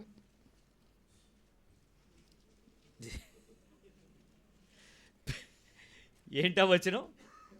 ఏలయనగా పిలువబడిన ఆ మనుష్యులలో ఒక్కడును నా విందు రుచి చూడడని మీతో చెప్పుచున్నాను. ఆ వచనం నీకోసమే మిత్రమా, మిత్రులరా,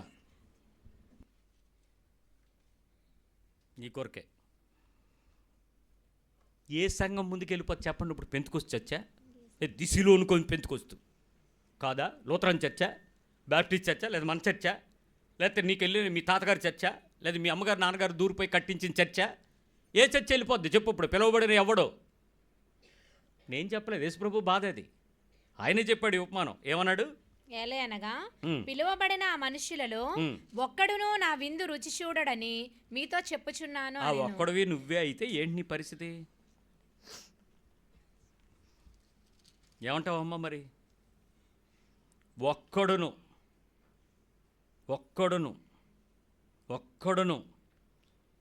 విందు వాసన చూడగలడు కానీ విందు రుచి చూడడు. విందుశాలలో కూర్చుని కన్నులతో విందు చేయగలడేమో కానీ నోటితో విందును ఆస్వాదించడు. ఆ ప్రదేశంలో జనముల మధ్యలో విందులో నువ్వు కూడా ఉండొచ్చేమో కానీ ఆ విందు తినటానికి నీకు అర్హత ఉండదేమో. నేను ఒకానొక సందర్భంలో జరిగిన సంఘటన, ఈ ప్రసంగం నేను ఎంత తీవ్రంగా తీసుకోవడానికి కారణమైంది. ఎక్కడైనా వివాహం చేయాల్సి వస్తే మ్యారేజ్ ప్రభుత్వ రిజిస్ట్రార్గా నేను నిలబడినప్పుడు ఆ కర్త కర్మ క్రియ అంతా ఎవడప్పుడు? నేనే కదా. అంతా నా కనుసరణలో జరగాలి, నాకు ఇష్టమైనట్టు జరగాలి, నేను చెప్పినట్టు జరగాలి. నేను దాన్ని శాసించే రీతిగా తీసుకుంటాను స్టేజ్. ఏమే బతిలాడను, విత్ ఫుల్ అథారిటీ డిక్టేటర్గా తీసేసుకొని అందరినీ కూర్చోబెట్టేస్తాను. సౌండ్ ఆప అంటే ఆపేస్తాను, పెట్టుకో అంటే మ్యూజిక్ పెట్టనివ్వను, అంతా ఆపేస్తాను. అంతా కంట్రోల్లో ఉంటుంది. చాలా బ్రహ్మాండంగా అయిపోతే మధ్యలో పాస్టర్ గారు నాకు దగ్గరికి వచ్చి, పాస్టర్ అన్నయ్య మరి ఇంకెంత టైం పడతాడు? ఇంకెంత టైం ఏంది, 10 నిమిషాలు అయిపోద్ది, సాక్షి సంతకాలు అయిపోతే పంపించేస్తాను, భోజనాలు పెట్టిమంటారు. పెట్టండి అన్న. కింద భోజనాలు అవుతాయి, పైన ప్రేయర్ అవుతుంది, మీటింగ్ అవుతుంది, అయిపోయింది. చక్కగా కార్యక్రమం అయిపోయింది, గంభీరంగా మ్యారేజ్ అయిపోయింది. అసలు వివాహం అంటే మొదటిసారి ఆ ప్రాంతంలో ప్రజలందరూ అన్యులు. భోజనాలు పెట్టేసారు, వెళ్ళండ్రా అంటే ఆవిడ వెళ్ళట్లే, ఇంకేమైనా ఉంటుందేమో అని అలా చూస్తున్నారు మ్యారేజ్. సో అంతా అయిపోయింది, ఫోటోలు అయిపోతున్నాయి, కేకులు కటింగ్లు వ్యవహారాలు అన్నీ అయిపోయినాయి. ఇక మనం కూడా కిందకి వెళ్దామంటే సరే వెళ్దాం పదండి అన్నాం. మేము గబగబా కిందకి వెళ్ళి కాస్త చేతులు కడుక్కొని మొహం అది కడుక్కొని అలా వచ్చేటోడికి మాకు భోజనం లేదు. ఎవరికి? కర్త కర్మ క్రియ. ఫుడ్ లేదు. అసలు బెక్క చచ్చిపోయాం. ఈ నాన్ వెజ్ తినను, సో వెజిటేరియన్లో లైన్లో నిలబడతాను. అక్కడేమో కౌంటర్ ఎత్తేస్తున్నాడు వాడు. ఏమీ లేదని అంటే సార్ అక్కడ ఉంది సార్ అన్నాడు. ఎక్కడి నుంచి నడిచి అక్కడికి వెళ్ళేటోడికి అక్కడ లేదు. అక్కడ నుంచిన వాళ్ళు తింటున్న వాళ్ళందరూ కూడా ఇంకా లాస్ట్లో అటు ఇటుగా మధ్యలో ఉండేవాళ్ళు. ఆ మిగిలింది మేము సగంలో ఉన్నాం సార్, మీరు ఇప్పుడు మొదల్లో ఎందుకు, మీకు వండుతారులే ఉండండి అంటున్నాడు ఒకడు. సరే నువ్వే తినాను. ఆ మిగిలింది వాళ్ళు వేసుకుని తినేశారు. మేము అటు ఇటు చూస్తున్నాం. ఆ పాస్టర్ గారు, నేను, నా పక్కన ఉన్న విందు, ఆ స్టేజ్ మీద కూర్చున్న వాళ్ళు ఎవరికీ ఫుడ్ లేదు. ఏం చేద్దామంటేనంటే ఇలా పాస్టర్ గారు, అన్నయ్య మరి వైట్ రైస్ కొంచెం కుక్కర్ పెట్టాను, ఏదో తెచ్చి అమ్మ, ఏదో లేట్ అయిపోయింది అప్పటికే, మరి ఏదో ఒకటి కడుపులో పడాలి కదా, వెళ్ళిపోదాం. పిలువబడిన వాళ్ళు విందు తిన్నారు. ముఖ్య అతిథిగా ఉన్న నేను కుక్కర్లో లాస్ట్లో ఇంత మెతుకులు తిన్నాను. ఇప్పుడు నాకు ఈ వచనం వర్తించిందా లేదా? నేను పెళ్ళిలో ఉన్నానా లేదా? కార్యక్రమం చేశానా లేదా? ప్రదేశంలో అర్హత నేను పొందానా లేదా? గుర్తింపు పొందానా లేదా? ప్రముఖమైన పాత్ర ఉందా లేదా? కానీ విందు రుచి చూడటానికి నాకు అర్హత లేదని ప్రభు డిసైడ్ చేస్తే, ఆ రోజు ఈ వచనం నా జీవితంలో నెరవేరితే, ఆ రోజు నుంచి నేను ఎలక్ట్ అవ్వడం మొదలుపెట్టాను. ఒక వచన నెరవేర్పు, ఎక్కడైనా విందుకెళ్ళి భోజనం అయిపోయింది అని అంటే నువ్వెన్ని తిట్లు తిడతావు. తిండి లేక వచ్చామా, గతి లేక వచ్చామా, ఆ మాత్రం ముందు చూసుకోడా, ఎంతమందిని పిలిచేస్తాడా, అందరూ వస్తారని తెలియదా, అక్కడ పెడితే 20 మంది 100 మంది తింటారని తెలియదా, ఇన్ని కబుర్లు ఆడావు. అసలు నీకు అర్హత ఉందా లేదని ఎందుకు అనుకోవాలా? ప్రతి విందు నీకు ఒక భోజనం ఉంది, ఒక హెచ్చరిక. నాకు ఆ విషయం విన్నాక నాకు ఆ విందు పెట్టిన ఆ ఓనర్స్ని, ఆ పెళ్లి కొడుకుని నాకు ఏం అనాలనిపించలా. నేను సంతోషించాను. ఎందుకంటే నేను చాలా ప్రముఖ పాత్ర నా ఆత్మీయ జీవితంలో నేను అనేకులకు పంచి ఉండొచ్చు. ముఖ్య అతిథిగా, ముఖ్య వ్యక్తిగా, ముఖ్య పాత్రగా, ముఖ్య సేవకుడిగా, ముఖ్య ప్రార్థనా విశ్వాస సహిత భక్తిపరుడుగా నేను కలిగి ఉండొచ్చు. కానీ ఆ విందులో నాకు భోజనం దొరకకపోవటం, ఇట్స్ ఎ డెడ్ షేమ్. పూర్తి అసహ్యకరించిన దేవుడే కక్షగట్టాడా అన్నట్టు. నువ్వు పోబడికి, నువ్వు తినడానికి అర్హత లేదనంటే, ఆ రోజు నువ్వు బయట అనుకో వెళ్ళిపోతావు, లేకపోతే హోటల్లో తింటావు, ఏదో చేస్తావు. ఇప్పుడు నేను ఎక్కడికి వెళ్ళను? It's out of time. నేను ఎక్కడికి వెళ్ళను? ఎవరిని అడగను భోజనం పెట్టమని. దేవుని కృప ఏంటంటే, ఆ పాస్ గారు ఇల్లు అదే ప్లేస్లో ఉండడం వల్ల ఆమె వెంటనే కుక్కర్ పెట్టి, అరే ఇంతమందికి లేదు, పెళ్ళి ఎవరిదో, పాస్టమ్ గారు మా ఇంటికి వచ్చాడు అన్న, నేను భోజనం పెట్టాలి, మా ఆయన కూడా తినలేదు, మేము కూడా తినలేదని కుక్కర్ పెట్టి గబగబా కొంచెం పెరుగేసి తీసుకొస్తే అమ్మయ్య కడుపు నింపుకున్నాం బతుకు జీవుడా. అదే ఒక కళ్యాణ మండపంలో అయితే మా పరిస్థితి ఏంటి? కళ్యాణ మండపం పెడతాడా మా భోజనం? ఎక్కడో రోడ్డు మీద ఎక్కడో చేస్తే వాళ్ళు చక్కగా పాత్ర కురిపి ఇచ్చేస్తాడు పక్కన వండుకొని. నాకు ఎంతమందికి చెప్పారు, ఎంతమందికి పెట్టాను, ఇప్పుడు నువ్వు లేట్గా వచ్చావు, ఎసరు అవుతుంది, ఉండండి ఒక అరగంటలో వచ్చేద్ది అంటాడు. ఆ అరగంట కడుపు మాడిపోదు, షుగర్ డౌన్ అయిపోదు. అప్పుడు అర్థమైంది వచనం ఏంటట, పిలువబడిన ఆ మనుషులలో ఒక్కడును నా విందు రుచి చూడడని మీతో చెప్పుచున్నా. ఇప్పుడు రుచి చూడనివ్వని పని నీ దగ్గర ఏముంది? ఇది నా ప్రశ్న. మీరు ఇప్పుడు వరకు తిండి ఎందుకు తినలేదా, అన్నయ్యకి భోజనం లేదా అని ఆలోచిస్తున్నారు. ప్రభు అన్నాడు తెలుసా, రుచి చూడనివ్వని పని ఏంటి నీ దగ్గర ఉంది? నిన్ను పిలిచి నువ్వు టేస్ట్ చూడక్కర్లేదురా, పద పద పద అని అంటే పరిస్థితి ఏంటి? నాకు అర్థమైంది, ఇంకొకలా కూడా అర్థమైంది. ఉడా చిల్డ్రన్ థియేటర్లో మ్యారేజ్ రిసెప్షన్ ఏదో సంథింగ్ జరుగుతుంది. ఆల్మోస్ట్ కార్యక్రమం అంతా చాలా బాగుంది. వాళ్ళు వచ్చి స్టార్టర్స్ ఉంటాయి కదా, స్టార్టర్స్ అంటే ఏంటి? ప్రారంభంలో నీ కడుపుని చల్లబరిచి శాంతింపజేసి ఎక్కువ తినేయకుండా కంట్రోల్ చేసే పద్ధతులు స్టార్టర్స్ అంటారు. అవి తీసుకొచ్చి మీకు ఇస్తూ ఉంటారు. ఆడు అరగంటకు ఒక పకోడీ ముక్క తెస్తున్నాడు. ఇటు పెరుగుతుంది, అది తినేద్దామంటే ఆడేమో కప్పులో ఉంచట్లేదు. ఆడు 1-2 పీసులు పుల్ల ఏమంటే సింపుల్గా టచ్ చేస్తుండ అన్నట్టు ఉంది. ఈడు ఒకడు పెట్టేవాళ్ళు లేడని పిలిచి ఇలా రా అన్నాను. ఆ 4 తీసి ఒక దానిలో వేసుకున్నాను. ఇలా అన్నాను, మా డబ్బులు కట్టట్లేదేటి, తినడానికి ఏం సిగ్గు, అందుకని 4-5 వేసుకుని గబగబా తిన్నాను. అమ్మయ్య అనిపించింది. ఆ తర్వాత నాకు అర్థమైంది, వీడు ముందు స్టార్టర్లో పెట్టాడు, తర్వాత ఫుడ్ పెట్టాడని. అలాగే లేట్గా వెళ్ళాం. కార్యక్రమం ఎందుకంటే మనం నెంబర్ ఎంతో చెప్పాం, ఆ నెంబర్కి తగ్గ ఫుడ్ ఆడిస్తాడని మనకు తెలుసు. తీరా అక్కడికి వెళ్ళిన తర్వాత ప్లేట్లు అయితే స్టాండర్డ్గా ఉన్నాయి, డొక్కులన్నీ ఖాళీగా ఉన్నాయి, ఏది తీసినా దానిలో ఏం లేదు. ఎవరినైనా అడిగితే వస్తుంది సార్ అంటున్నాడు. ఎప్పుడు రండి, వస్తుంది సార్ అంటున్నాడు. అరగంట నుంచి అందరూ అదే చెప్తున్నారు సార్ అంటాడు ఆడు. అందరూ నాలాగే నిలబడున్నారు. అప్పుడు అర్థమైంది, విందుకు చాలామంది పిలువబడ్డారు, రుచి చూడటానికి అర్హత లేదు. ఏంటి ఆ పని ఏంటి? నేను చెప్పను వీటన్నిటికీ కారణం ఏంటో. ఒకటి ధీమా. మీ పక్క వాళ్ళకి చెప్పండి, నీ ధీమా నీకు తిండి లేకుండా బయట తోసేస్తాడు జాగ్రత్త అని. రెండోది ఎందుకు ఉండదో, ఇదేంటి ఓవర్ కాన్ఫిడెన్స్, ఓసి. ఈ ఓవర్ కాన్ఫిడెన్స్ బయటికి పోంటుంది. వస్త్రమే, ఇవన్నీ వస్త్రాలే. మరికొన్ని చోట ఏం పర్లేదు, మనం మగ పిల్లల తాలూకా మనకుంటుంది. మగ పెళ్ళి తాలూకా ఆయనే చెప్పాడు. ఏమని? అందరినీ పిలిపిస్తాను కానీ ఎవరిని ఆడికి తిండి లేకుండా చేసే బాధ్యత నాదే అని మగ పెళ్ళి తాలూకా ఆయనే చెప్పాడు. రోజే చెప్పాడు.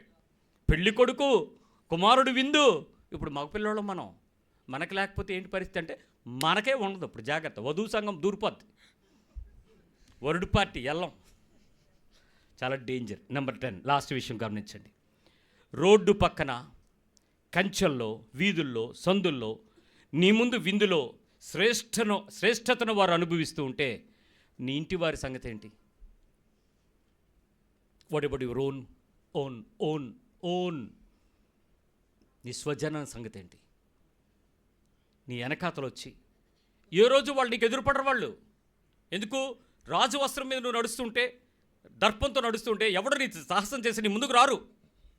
అలాంటి పరిస్థితుల్లో నీ దగ్గరికి ఎప్పుడు ఎదురుపడని మనుషులు, నిన్ను చూడటానికి భయపడిన మనుషులు, నీ ఆధిక్యతను వారు తట్టుకోలేడానికి దూరంగా నిలబడిన నీడలో ఉండే మనుషులు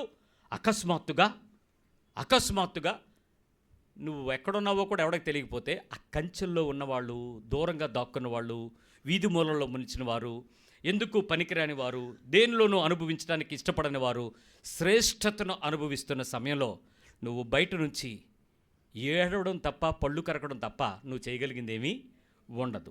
ఇప్పుడు చెప్పు, ఆ శ్రేష్టతను అనుభవిస్తున్న ఆ కంచెల్లోనూ ఆ వీధుల్లోనూ ఉండేటువంటి వారి కన్నా నీ ఇంటి వారి గతి ఏంటి? నీ ఇంటి వారి సంగతి ఏంటి? నువ్వు అనొచ్చు, అన్నా నేను వెళ్ళిపోతానన్నా.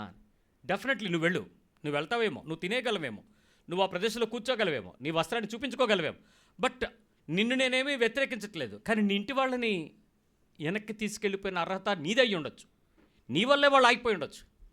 ఎందుకంటే నువ్వు అనుభవిస్తున్న స్థాయి ఆ వెనకవాడికి ముందుకు తీసుకురాగలిగింది, కానీ మరి నీ ఇంటి వాళ్ళని చేర్చలేకపోతుందేమో చూసుకో. నీ గతి ఏంటి?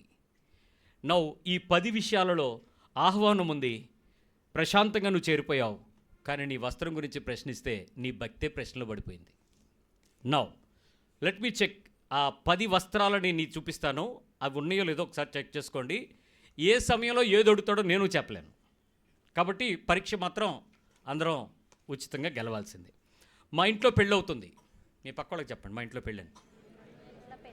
కార్డులు ప్రింట్ అయిపోయాయి, ఇన్విటేషన్స్ వాట్సాప్లో ఆ రీల్ ఏదో తయారు చేస్తారు కదా, సేవ్ ద డేట్, అదేనా? ఏమంటారు దాన్ని? ఏమో ఈ మధ్యలో పెళ్ళైనోడు ఎవడు ఆడేదో పంపించాడు కదా సేవ్ ద డేట్ అని. ఆ రోజు పెళ్ళికి సేవ్ చేసుకొని ముందే చెప్తాం కదా, అది కూడా తయారైపోయింది. మంచి మ్యూజిక్, దాని వెనకతల కొడైకెనాల్లో వాళ్ళిద్దరు గెంతిన డ్యాన్స్ అవి కూడా పెట్టారు దాని వెనకతల. అవన్నీ పెట్టి మొత్తానికి పంపించారు, బ్రహ్మాండం, అంతా రెడీ అయిపోయింది. పరిశుద్ధ వివాహం ఏం పేరు? ఇది ఒక పచ్చి అబద్ధం, గుర్తుపెట్టుకోండి. పరిశుద్ధ వివాహం ఇది యెహోవా వలన కలిగిన కార్యం. అసలు ఆ వాక్యానికి పెళ్ళికి సంబంధం లేదు. మీరు ఆ కాంటెస్ట్ చదివితే ఆశ్చర్యపోతారు, అది రాస్తారు. ఓకే, ఇది యెహోవా వలన కలిగిన కార్యం చాలా బ్రహ్మాండంగా జరిగిపోయింది. యేసును ఆయన శిష్యులను ఆ వివాహానికి పిలువబడిరి. యోహాను సువార్త 2వ అధ్యాయం. యేసును ఆయన శిష్యులను, యేసును ఆయన శిష్యులు. యేసును చెప్పరేమి, వదిలేస్తున్నారు ఆయన్ని. యేసును ఆయన వచ్చి ఎవరి పెళ్ళికి? మీరు చెప్తున్న ఇన్విటేషన్ మన ఇంట్లో పెళ్ళికే వచ్చి, మీరేమో లోకాచారము, లోక సాంప్రదాయము, లోకపు పద్ధతి వదలలే. ఆయన ఇప్పుడు వస్త్రం అడుగుతాడు. ఇప్పుడు ఏం చేస్తారు? మా ఊర్లో అందరూ ఇంతే యేసు ప్రభు అంటారా? అందరూ చెట్టు వేస్తారు ప్రభు అని చెప్తారా? అందరూ ఈ సాంప్రదాయం ఫాలో అవ్వాలి ప్రభు అని చెప్తారా? రోకలి, రోళ్ళు, పసుపు, దంపుడు, సారీ, లడ్డు, కట్నము, కానుక, సూత్రము, తాడు, 3 పేటలు, ఈ మధ్య రకరకాల బోధలు. ఇవన్నీ మాకు సాంప్రదాయమే ప్రభు అని అడిగితే ఆయన వస్త్రం ఏమి అడుగుతాడు తెలుసా? ఈ సాంప్రదాయం అనే వస్త్రం ఎందుకు కప్పుకున్నావు? నా పెళ్లి వస్త్రం ఏదో అడుగుతాడు. ఉందా నీ దగ్గర? జాగ్రత్త. నెంబర్ 1, నేను మొదటిది ఏం చెప్పాను తెలుసా? పరిశుద్ధ వివాహం, దానిలో ఉండాల్సింది మిస్ అయిందంటే తెలుసా? పెళ్లి వస్త్రమే మిస్సు. పరిశుద్ధమైనది పెళ్లి వస్త్రమే మిస్సు. కానీ పెళ్లి బ్రహ్మాండం జరిగింది, ఆలివన్నే చేశాడు, సూపర్, అద్భుతం, కానీ పెళ్లి వస్త్రం మిస్సు. నెంబర్ 2, నా జీవితంలో మంచి ఉద్యోగాని కోసం ప్రార్థన చేశాను. దేవుని కృపను బట్టి నాకు మంచి ఉద్యోగం దొరికింది. ఆర్థికమైన పరిస్థితి నేను నిలదొక్కోవడానికి దేవుడు సహాయం చేశాడు. చాలా పర్ఫెక్ట్గా ఉంది. నేను చాలా తీవ్రమైన పోరాటంతో return test, oral test, recommendation test, అన్ని టెస్టులు పాస్ అయ్యి చాలా పర్ఫెక్ట్గా నేను ఆ సంపాదన జీవితాన్ని నేను చాలా పర్ఫెక్ట్గా నిలబెట్టుకున్నాను. దేవుని మహాకృపను బట్టి నాకు ఇచ్చిన ఉద్యోగాన్ని బట్టి నాకు ఇచ్చే కట్నం కూడా పెరిగింది. చాలా మంచి పెద్ద సాఫ్ట్వేరు, చాలా బాగా జరిగింది. అంతా నేను చాలా పర్ఫెక్ట్గా సంపాదించాను. Very good. నీ ఆర్థిక సంపాదన జీవితం వెరీ పర్ఫెక్ట్ సెటిల్మెంట్. ప్రభు ఏమడుగుతాడు తెలుసా? నిజాయితీ అనే వస్త్రం ఉందా అని అడుగుతాడు. ఉందా నీ దగ్గర నిజాయితీ అనే వస్త్రం? వన్స్ నీ ఫైనాన్షియల్ స్టేచర్కి నువ్వు నిలబడిన వెంటనే ప్రభు నిన్ను చెక్ చేసేది నిజాయితీ. ఆర్థిక నిజాయితీ ఏంటి? మాటలో సరిగ్గా ఉన్నావా లేదా? సమయపాలనలో సరిగా ఉన్నావా లేదా? ఆర్థిక ఖర్చు పెట్టే దగ్గర నమ్మకంగా ఉన్నావా లేదా? దూబరా చేయటంలో వ్యసనంగా ఉన్నావా? ఎదుటివాడి దగ్గరది చూసి నేను కూడా పొందాలనే దుర్లాభాపేక్ష కలిగి ఉన్నావా? అందరికన్నా గొప్పగా ఉండాలని ఆ స్థాయిని పెంచుకోవటానికి డబ్బుని వినియోగిస్తున్నావా? అది గొప్పగా కానీ మహిమగా కానీ నిన్ను నీ పెంచుకోవడానికి, దేవుని కన్నా నిన్ను పెంచుకోవడానికి నీ లైఫ్ స్టైల్లో నీ ఫైనాన్షియల్ స్టేటస్ ఎక్కడైనా ఉపయోగపడుతుందా? నీ నిజాయితీ వస్త్రం ఏది మిత్రమా? Financially you are good settled, fine, but God will check you. నీ నిజాయితీ వస్త్రం ఉందా? మొదటి వస్త్రం, నీ పెళ్లితో నీ జీవితం ప్రారంభమవుద్ది. అసలు పరిశుద్ధ వస్త్రం ఉందా లేదా? అది పెట్టుకుని ప్రభువుని పిలవండి. అది లేకుండా పర్వాలేదని చెప్పి ఎక్కడో చోట లోక సంప్రదాయాలను, ఆచారాలని నువ్వు కలుపుకుని అందరూ ఇలాగే చేస్తారు, మా వైపు ఇంతే అని ఎక్కడైనా జారిపోయి దూరిపోతే ఖచ్చితంగా అది ప్రమాదానికి గురి అవుతుంది. వస్త్రం జాగ్రత్త. ఈ మధ్య ఒక లూథరన్ చర్చ్ పాస్టర్ గారు వీడియో మీరు చాలా చక్కగా చూసుంటారు. రేపేళ్ళుండి మీకు నేను చూసి మళ్ళీ మీకు పోస్ట్ చేస్తాను గ్రూప్లో. దానిలో పాస్టర్ గారే పేరెంటల్ పాత్ర పోషిస్తున్నాడు. పెళ్లి కొడుకు పసుపు రాస్తున్నాడు. మంగళమే యేసునకు పాటలు భలే పాడుతున్నాడు ఆయన. గడ్డం మీద మొఖం మీద పసుపు రాసి, మీరు వెళ్ళండి గుంటూరు సైడ్ అంత ఇయ్యే. ఏమంటే మా సైడ్ ఇంతే, ఏ సైడ్ ఇంతే, ప్రభు సైడ్ అంతేనా? అదే పెళ్లి వస్త్రం. పోతావు. నెంబర్ 2, ఆర్థిక సంపాదన జీవితం, తీవ్ర పోరాటాలు, సెటిల్మెంట్ గుడ్, నిజాయితీ, రెండో వస్త్రం. 3, నాకు మంచి స్నేహాలు మంచి సంబంధాలు ఉన్నాయి బ్రదర్, నా public relations are very good, so I have wonderful life. నా జీవితంలో ఎవరి దగ్గర నేను చెడు అనిపించుకోలేదు, అందరి దగ్గర మంచిగానే ఉన్నాను, యథార్థంగా ఉన్నాను, సత్యంగా, చాలా పర్ఫెక్ట్గా ఉన్నాను, అన్నిట్లోనూ పరిపూర్ణంగానే ఉన్నాను. నా మంచి సంబంధాలు మంచి స్నేహాలు. నాకు ఫేస్బుక్లో 3 ప్రొఫైల్స్ ఉన్నాయి, ఎందుకంటే ఒక్కొక్క దానిలో 5,000 నిండిపోయారు, అంత ఎక్కువ మంది. అంత ఇన్స్టాగ్రామ్ అయితే బద్దలైపోతుంది. నా ఇన్కమ్ కూడా మీరు ఎక్స్పెక్ట్ చేయలేనంత వచ్చేస్తుంది. చిన్న రీల్ పెడితే అంత రీచ్ అయిపోతుంది. చాలా పర్ఫెక్ట్, మంచి సంబంధాలు ఉన్నాయి. అయితే యథార్థమైన ప్రేమ అనే వస్త్రం ఉందా? అన్నీ కృత్రిమమేనా? చెప్పండి. మీ ఫేస్బుక్ ఫ్రెండ్స్ అందరితో మీది యథార్థమైన ప్రేమేనా? మీ ఇన్స్టాగ్రామ్ ఫ్రెండ్స్ అందరితోనూ మీది యథార్థమైన ప్రేమేనా? మీ వాట్సాప్ సర్కిల్లోనూ ఇంకా ఆయా ప్లేసెస్లో మీకు ఉండేటువంటి ఆ స్నాప్చాట్స్ ఇంకా ఏదైనా ఉంటే ఆ అన్ని సోషల్ మీడియాలో యథార్థమైన ప్రేమేనా మీది? కృత్రిమమా? ప్రభు ఏమడుతాడు? యథార్థమైన వస్త్రం ఉందా మిత్రమా అని అడుగుతాడు. ఏం చెప్తారు? యథార్థమైన వస్త్రం చూపిస్తారా, ఆర్టిఫిషియల్గా కృత్రిమమైన వస్త్రాన్ని వేషధారణ చూపిస్తావా? ఇక్కడ చాలా వృద్ధతరం ఉంది. ఈ పెద్ద తరాలందరికీ ఒక సంతోషం ఏంటంటే, పోన్లే బాబు, ఆ ఫేస్బుక్ ఏదో మాకు లేదు, ఆ వాట్సాప్ ఏదో మాకు లేదు, ఆ ఇన్స్టాగ్రామ్ ఏదో మాకు తెలియదు, ఆ స్నాప్చాట్స్ ఏం మాకు లేదు, మేము చాలా రిలాక్స్. ఎందుకంటే వాళ్ళ సర్కిల్ లిమిటెడ్. వాళ్ళకి ఆ పేపర్ బాయ్, ఆ దుకాణం, కిల్లీ దుకాణం, ఆ పాలు కొట్టోడు, ఆ లిమిటెడ్ మెంబర్స్తో ఉంటారు. వాళ్ళు దాంతోనే హ్యాపీగా ఫీల్ అవుతారు. వాళ్ళంతకు మించి పరిస్థితి ఏం లేదు. సరే, నీ పరిస్థితి లిమిటెడా అన్లిమిటెడా పక్కకు కాదు, కానీ నీ సంబంధాల మధ్యలో అన్ని కృత్రిమమైన యథార్థమైన ప్రేమ అంటే ఏదో ఆశించి వాళ్ళతో సంబంధమా? ఏమీ ఆశించకుండా నీ హృదయాన్ని సంతోషంగా ఇవ్వగలిగే ప్రేమేనా? మనం చాలా ఆర్టిఫిషియాలిటీతో నడుస్తాం. కృత్రిమమైన ప్రేమ దేవుని తీర్పుని తెస్తుంది. యథార్థ ప్రేమ అనే వస్త్రం నీ దగ్గర మిస్ అయిపోయింది, జాగ్రత్త.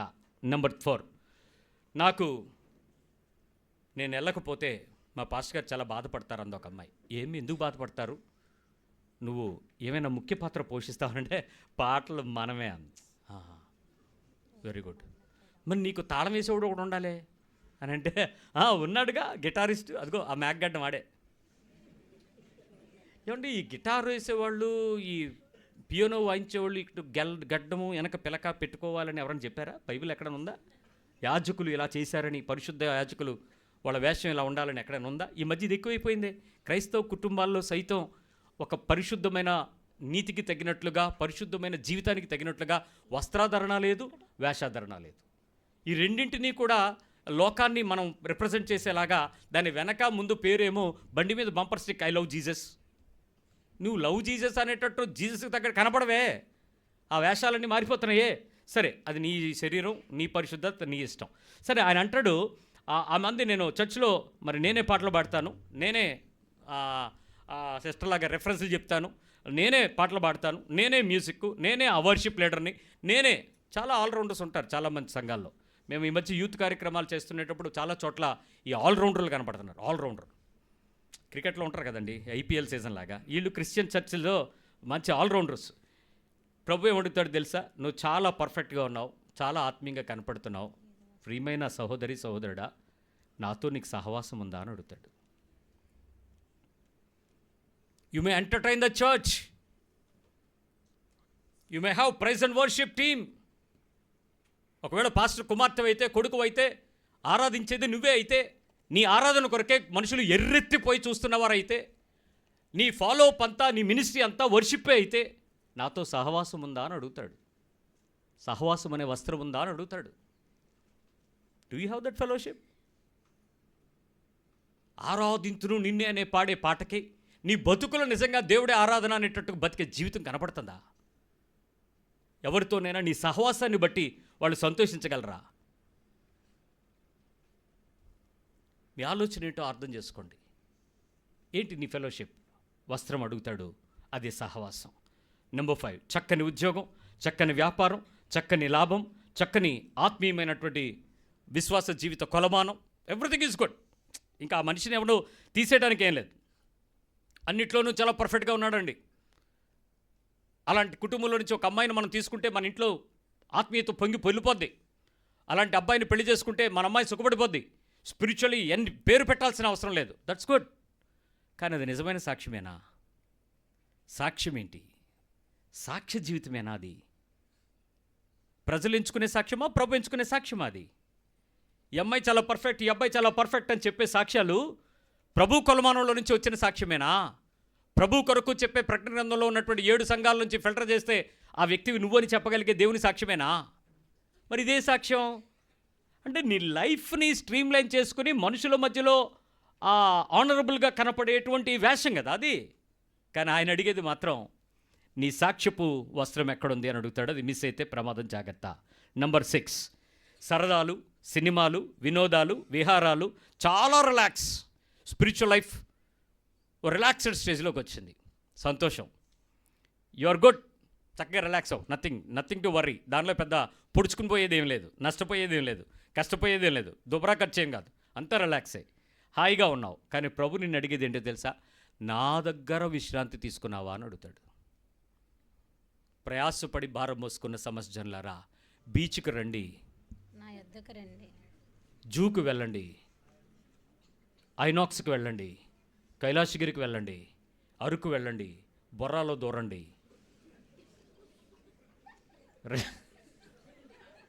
విశ్రాంతిని పొందండి. నా పేరట రండి పిక్నిక్కి, నా పేరట. ఏంటమ్మా కొత్త వలసలో ఉంది అది, యేసుప్రభు బొమ్మలు ఉంటాయి అన్నీ కాదురా, ఈ Christian function hall, KSR gardens, కేఎస్ఆర్ఏనా, కేఎస్ఆర్, ఏఎస్ఆర్ గార్డెన్స్, సారీ, ఆయన మంచి ఉద్దేశంతో పెట్టాడు. ఏఎస్ఆర్ గార్డెన్స్కి రండి, నా పేరట విశ్రాంతిని పొందండి. అలాగే అన్నాడు ఆయన. ఇప్పుడు ఆయన అడిగే వస్త్రం ఏది? నా విశ్రాంతి వస్త్రం ఉందా అని అడుగుతాడు. Are you really relaxing interest? మొన్న సిస్టర్ వచ్చి, పాస్టర్ గారు బీపీ బాగా పెరిగిపోయిందండి అంటే చచ్చిపో అన్నాను. తొందరగా చచ్చిపోమ్మా, పాతి పెట్టేద్దాం, ఈ మధ్యలో సావులు కూడా లేవు. ఎందుకంటే ఫ్లో ఉండకపోతే మాకు మిస్ అయిపోతాం. అంటే నీకు దేవునిలో విశ్రాంతి ఉండాల్సిందని విశ్రాంతి పొందకపోగా బీపీ వచ్చిందని నాకు చెప్తావా? నేనేమైనా ఫిజిషియన్నా మందులు రాయడానికి? నేను ఎందుకు ప్రార్థన చేయాలి? సమస్య ఏంటి? దేవుని మీద భరోసా ఉంచు, దేవుని మీద నమ్మకం ఉండు, విశ్రాంతి పొందు. ఆ విశ్రాంతి ఇస్తానన్నాడు, ఇవ్వకపోతే చెప్తానన్నాడు. ఆ విశ్రాంతే లేదని నువ్వు నా దగ్గరికి వచ్చి విశ్రాంతి కడిగితే నేనేం చెప్పను? నువ్వు చెప్పాక నాకు విశ్రాంతి ఉండదు. కాబట్టి నా దగ్గర అలాంటిది నడవు. సో తొందరగా చచ్చిపోమని చెప్పాను. ప్రభు అడుగుతాడరా, మీరు నా దగ్గరికి వచ్చారు కదా, నిజంగా నాలో విశ్రాంతి మీరు ఎందుకు పొందలేదని అడిగితే ఏం చెప్తావు? విశ్రాంతి వస్త్రమే కరువు, వెళ్ళిపో అంటాడు. ఎక్కడికి? మామూలుగా నడిపించి తీసుకెళ్ళడు, స్ట్రక్చరే. నంబర్ 7, సంఘ కార్యక్రమాలు, సేవకులు, భక్తి. చాలా బిజీగా ఉన్నాను, నేను చాలా బిజీగా ఉన్నాను, చాలా యాక్టివిటీస్ ఉన్నాయి, చాలా కార్యక్రమాలు ఉన్నాయి, చాలా గందరగోళమైన పరిస్థితులు ఉన్నా నేను చాలా తెలివిగా, జ్ఞానంగా, సమయపాలనతో పర్ఫెక్ట్గా చేయగలుగుతున్నాను. That's good. ప్రభు ఏం అడుగుతాడు? నీ ప్రవర్తన అంతటి మీద నా అధికారం ఉందా అని అడుగుతాడు. ఇప్పుడు నీ ప్రవర్తన వస్త్రం అడుగుతాడు. What's your life style? ఈ ప్రవర్తన అంతటి మీద నా అధికారం కనబడుతుందా? ప్రవర్తన అంతటి మీద నా అధికారం ఉందా? మొన్న ఒక అబ్బాయిని అరెస్ట్ చేశారని ఎస్ఐ గారు ఫోన్ చేసి చెప్పాడు. నాకెందుకు ఫోన్ చేశాడు? ఫస్ట్ నెంబర్ నీదే అన్నాడు. ఎవడరా బాబు నా నెంబర్ పెట్టాడు. ఏం చేస్తున్నాడు అన్నాడు. క్రికెట్ బెట్టింగ్లో దొరికాడు. ఆ లిస్టులో ఎవడున్నాడు? అందరు లేచాడు, నీ పేరు కూడా ఉందన్నాడు. నన్ను కూడా తీసుకెళ్ళి ఏం చేస్తావు? నీ అధికారంతో నువ్వేం చేయాలో అది నువ్వు చెయ్యి, చట్టం తన పనితో చేసుకుపోద్ది అంటావు, చెయ్యి అంటే అదేనండి. అసలు మీ పేర్లు ఫోన్లో పెట్టుకుని మీ మెసేజ్లేమో యూట్యూబ్ నిండా చూపిస్తున్నాడు, కానీ బెట్టింగ్ ఎలా ఫాలో అవుతున్నాడు? అదే నువ్వు భక్తి యూట్యూబ్ని చూసి ఫాలో అవ్వయ్యా, ఆడు ఒరిజినల్ క్యారెక్టర్ బయటకు వచ్చింది, నువ్వు చేయాల్సింది చెయ్యన్నా. వాళ్ళ నాన్నగారు ఫోన్ చేశారు, బాబు ఏంటి మా ఓడు ఇలాగున్నాడని. ఏంటి ప్రాబ్లం అంటే ఆడు ప్రవర్తనలో దేవుని మీదకు ఆనుకోలేకపోయాడు. ప్రవర్తన వస్త్రం లేకపోవడం వల్ల పోలీసు వస్త్రం తీసుకున్నాడు. నెంబర్ 8, చాలా గొప్పవాళ్ళం, ఆత్మీయులం, పరిశుద్ధాత్మ అభిషేకం కూడా మన మీద ఉంది. ఏంటుంది? అభిషేకం కూడా ఉంది. మేము చాలా దేవునిలో ఆత్మీయంగా చాలా బలపడిపోతున్నాం ఈ చర్చకు వచ్చాక. చాలా, ఇంతంత కాదు, చాలా. ప్రభు ఒకటే అడుగుతాడు, దీనత్వం అనే వస్త్రం ఉందా? నువ్వెంత బలపడ్డావో నాకు తెలియదు. నీ దగ్గర దీనత్వం అనే వస్త్రం కనపడకుండా నువ్వు చెప్పే ఏ ఆత్మీయత ఆయన కొలమానం కాదు. సహోదరుడు బయటికి పద అంటాడు. నెంబర్ 9, బాప్తిజం తీసుకున్నాను, పేరు మారింది, నాలో చాలా సిన్సియర్గా నేను మార్మన్స్ పొందేశాను, దానికి తగిన జీవితం నేను కనపడుతున్నాను. ఈ మధ్య నేను చాలా ఆత్మీయంగా ఎదుగుతున్నాను.